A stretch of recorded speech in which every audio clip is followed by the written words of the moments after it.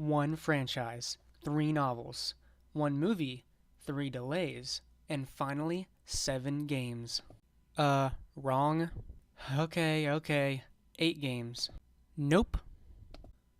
Fine. 9 games, 1 story. Wait, just a few more.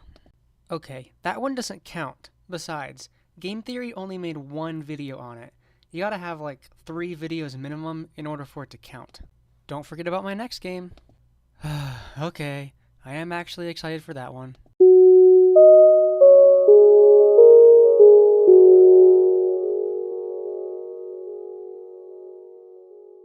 Five Nights at Freddy's is a game that got its start in 2014, made by a guy named Scott Cawthon.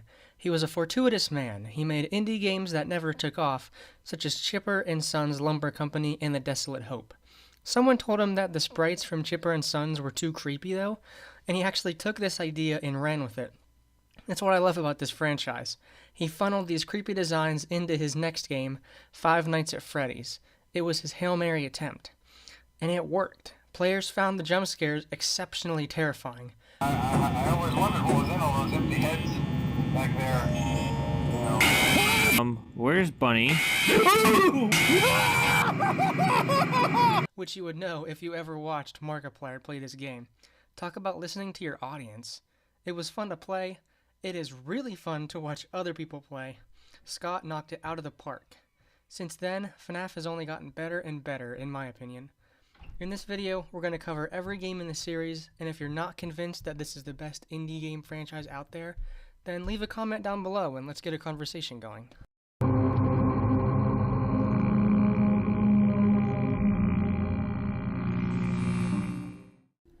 FNAF 1 was released on July 23rd, 2014. It became a smash hit because of its unique mechanics and terrifying jump scares. The first installment in the series was very straightforward, with 4 animatronics out to get you: Freddy, Foxy, Bonnie, and Chica.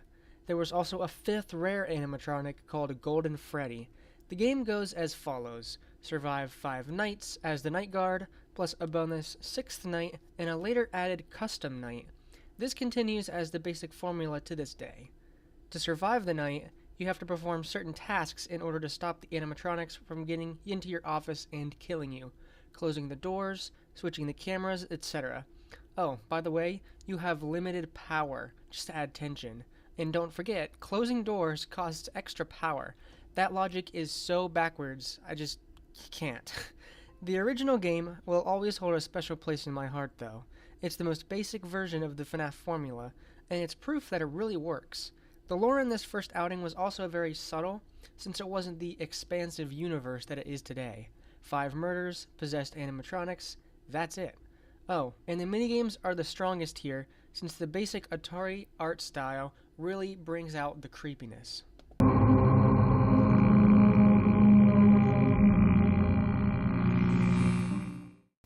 FNAF 2 added some new spins on the old formula, like a good sequel does. A strange music box, a puppet animatronic, a Freddy head the player can wear, and no doors. This game also boosted the lore a bit, since it had people debating hardcore about whether it was a prequel or a sequel. Now we had 2 versions of every character, doubling the amount of killers we had to keep track of. And this game's custom night was especially hard too. I think Markiplier commented that FNAF 2's custom night took him the longest in terms of hours spent trying to beat a 6-minute level. This is the point where the series really started to pick up steam. And Markiplier has also stated that FNAF 2 is his favorite game. I don't know if that's still true, but I can believe it. It's a near-perfect sequel, building off the elements that made the first one so special, like a good sequel does. Unfortunately, for many followers of the franchise, this was the peak for them, but we'll get into that.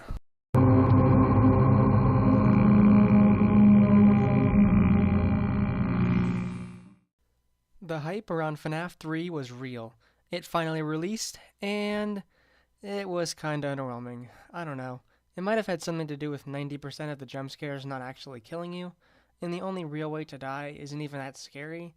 I mean, this game took place at Fazbear Frights, a horror museum of everything Five Nights at Freddy's that's stalked by a real animatronic/dead guy. I'd say this is the weakest game in the franchise. It's okay, it's just not as good. The minigames are actually pretty satisfying, Kind of the most satisfying of the entire series, including the Happiest Day minigame, which was supposed to conclude the series, I believe. And the minigames also had secret Easter eggs themselves, which was pretty cool. I mean, this game serves its lore purposes, but other than that, there's not much to this one. Luckily, the next one was a little better.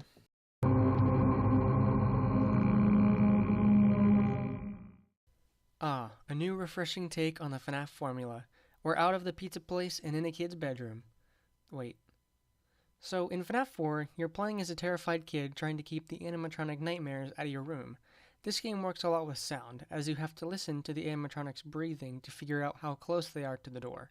It's a nice spin on the old formula. There's even a mode where you're blind and all you do is listen. It's awesome. But while this game is neat conceptually, in terms of the lore, it just completely derailed the theory train. Apparently, no one can figure out what the heck is going on in this one. Are the animatronics real or just nightmares? Who is the crying child? What year are we in? All confusion aside, at least we got some good memes out of it. Was that the bite of 87?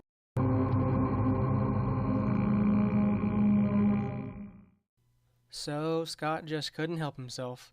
FNAF 4 was supposed to be the final chapter, but nope, here we go. All joking aside, Sister Location is a great addition to the franchise. It weaved its lore with the gameplay fantastically. This was a turning point in the series, where the games wouldn't just go back to the old formula, except for Ultimate Custom Night, but we'll get to that. The designs of the animatronics here are actually really great too. I especially love Funtime Freddy and the Bonnie hand puppet on his actual hand. It's here where the series just gets better and better.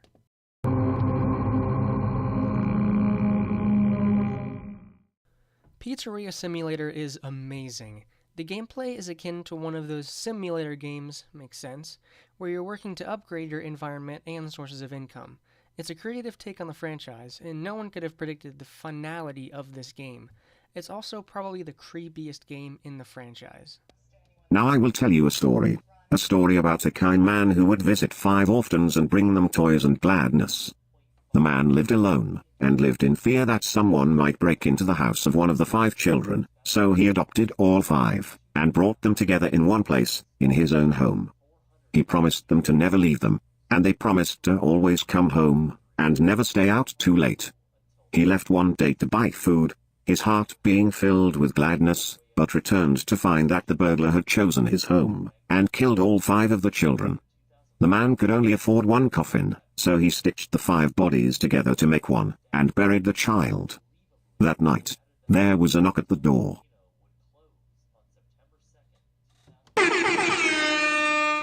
My god. The ending of this game is also really powerful and final. Definitely a strong contender for the best FNAF game.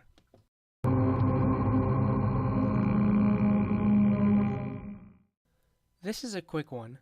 Ultimate Custom Night is a crazy spin on the old formula that the series has shied away from a bit at this point. It's a typical survive the night sequence, but with up to 50 playable characters, give or take. There's even a bit of lore here if you dig deep enough. It's a perfect cherry on top for the whole franchise. But there's one last game we haven't covered yet, and it's actually my personal favorite.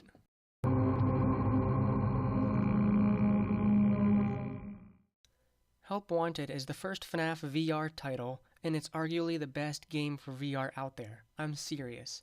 It's got the dry humor of Sister Location and FNAF World, a creepy atmosphere, and a downright chilling ending. The real meat of this game is the minigames, some of which are typical Freddy Fright Nights, and some that are completely new levels. Seriously, some of those night terror levels are actually insane. This series has had some highs and lows. FNAF 3 is probably the least memorable, but FNAF VR more than balances it out. But the franchise is more than just the games. It's a novel series, a potential movie, etc, etc, etc. A lot of people stopped watching after FNAF 3 or 4, and it's a shame. They're really missing out on some amazing stuff. Like that Candy Cadet story, terrifying. I'm excited to see where things go from here. The next game in this series is called Security Breach, and it already looks absolutely amazing and terrifying. It won't happen again.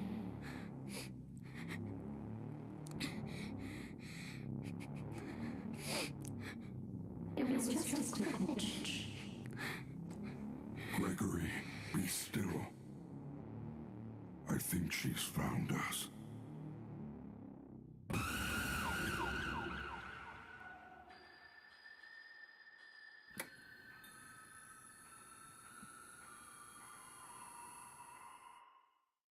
I made a video about it in the trailer, link is in the description. But seriously, if you haven't played these games, but you're curious about what the deal is with them, you should play them. Or at least watch Markiplier and Game Theory's playthroughs. They are exceptionally bingeable. Leave a comment down below about what your favorite FNAF game is and why, so let's get a conversation going. Next video is a typical review video on something I think you guys are gonna like. Thanks for watching.